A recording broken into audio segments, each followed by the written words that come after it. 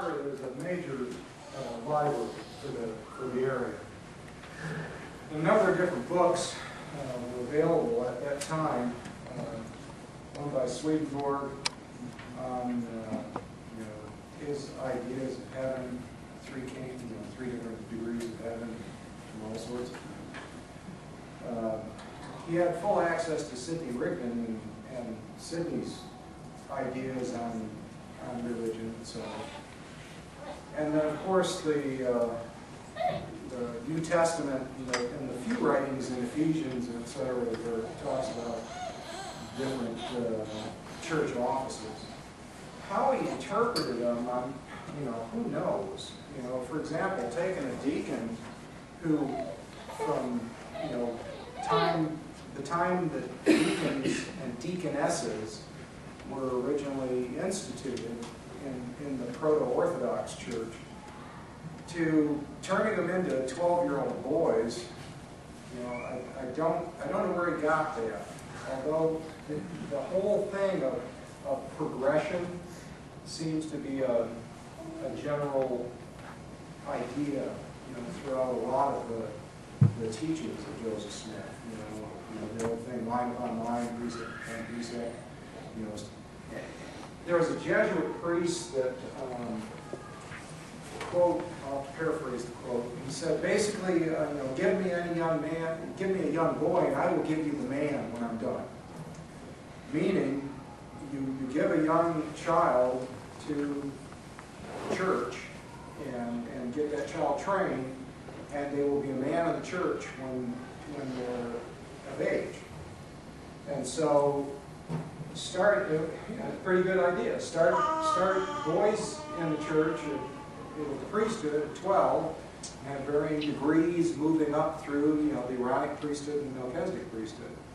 The Aaronic priesthood was really warped badly in that, initially and originally, the only ones that could be a priest in the Jewish faith were those of the descendants of Aaron, Levites basically. And so turning that over so that any young man could then be as powerful as a pope was a sort of brilliant little stroke there. And so generally speaking, yes, there's a general following of a number of different positions in the proto-Orthodox church, the early Christian church, but then the spin given that Joseph Smith put on it to put it to his own means and ends. Yeah. Where do you go to get history before Adam? History before Adam? Well, history before Adam is called paleontology and archaeology. I fully believe in the archaeological and paleontological record.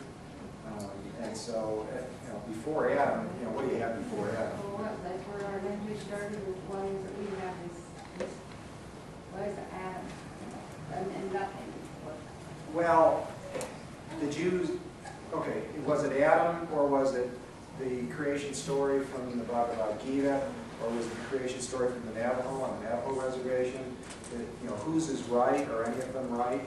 I mean, before Adam, if you look at the Bible as a set of myths that Bronze Age people used to try to explain where they came from, we as humans, as sentient beings, need some answers on things. One, where did we come from, and what's going to happen when we die? Okay, that whole aspect of trying to deal with death is a very hard thing. It's difficult. I've come to the conclusion that I'm okay now when you just die. I don't want to. I want to last as long as I can, but I'm okay just dying and that's it. Turn the light off, I'm gone.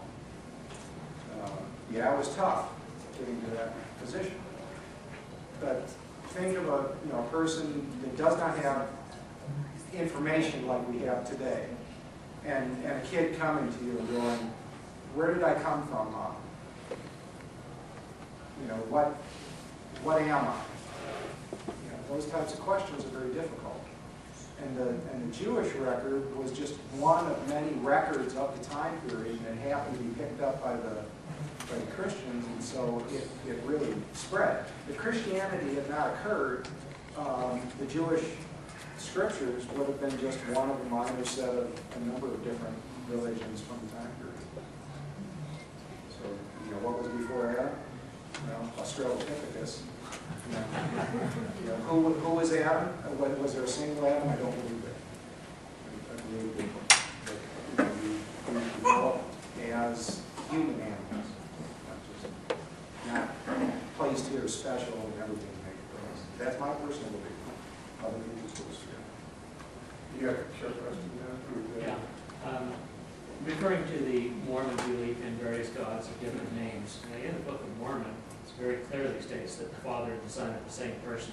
So even that belief is kind of morphed over time, hasn't it? I consider the Book of Mormon a Protestant set of scriptures, not mainstream Protestant set of scriptures, but a Protestant set of scriptures that shows 19th century Protestant belief, and then Joseph Smith's extra teachings past the Book of Mormon are what really sets Mormonism apart.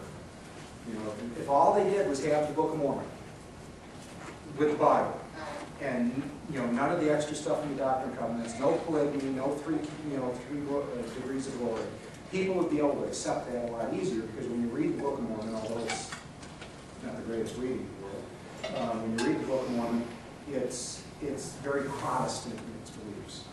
You know, it shows a Trinity. It shows that, you know, a normal virgin birth for Jesus, etc. It's pretty much what the community of Christ is. Yeah. Not a Protestant. Okay,